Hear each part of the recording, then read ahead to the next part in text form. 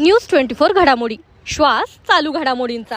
राजकीय दबावापुढे अहिल्यानगर मनपा झुकणार का? माजी नगरसेवकाच्या त्या बेकायदेशीर चाळीवर हातोडा पडणार। सिद्धार्थनगर येथील माजी नगरसेवक दीप चव्हाण यांच्या राहत्या घरावरील आणि मालमत्तेवरील कथित बेकायदेशीर वाढीव बांधकामाची तात्काळ पाहणी करून कठोर कायदेशीर कारवाई करावी अशी आक्रमक मागणी सम्राट ब्रिगेडच्या वतीने करण्यात आली आहे।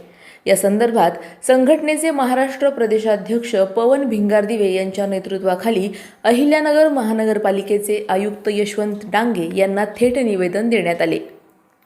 सिद्धार्थनगर येथील चाळ क्रमांक 2 ही जागा शीला दीप चव्हाण यांच्या नावावर असून या ठिकाणी आणि माजी नगरसेवकांच्या राहत्या घरावर मोठ्या प्रमाणावर बेकायदेशीर वाढीव बांधकाम करण्यात आल्याचा आरोप करण्यात आला आहे।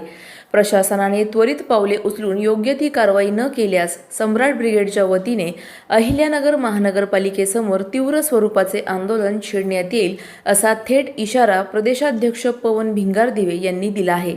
या मागणीमुळे आता अहिल्यानगर महानगरपालिका प्रशासन या अतिक्रमणावर काय भूमिका घेते याकडे सर्वांचे लक्ष लागले आहे।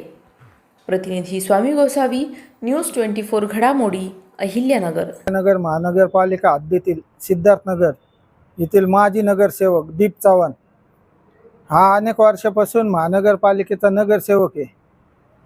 त्याचं जे घराचं अतिक्रमण आहे त्या अतिक्रमण असं आहे, त्याचं जे वॉल कंपाऊंड आहे ते महानगरपालिकेच्या जागेत आहे।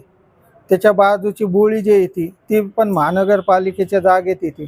त्यामुळे आज आम्ही आयुक्त साहेबांना भेटून निवेदन दिलं आहे आणि त्याच्यावर उचित कारवाई तात्काळ करण्यात यावी अशी मागणी केली आहे। येत्या काळात महानगरपालिकेसमोर मोठ्या प्रमाणात आंदोलन छेडले जाईल। अशाच बातम्यांचा आढावा घेण्यासाठी आजच आपल्या YouTube चॅनलला सबस्क्राईब करा। बातमी आवडल्यास लाईक करा आणि इतरांपर्यंत शेअर करा।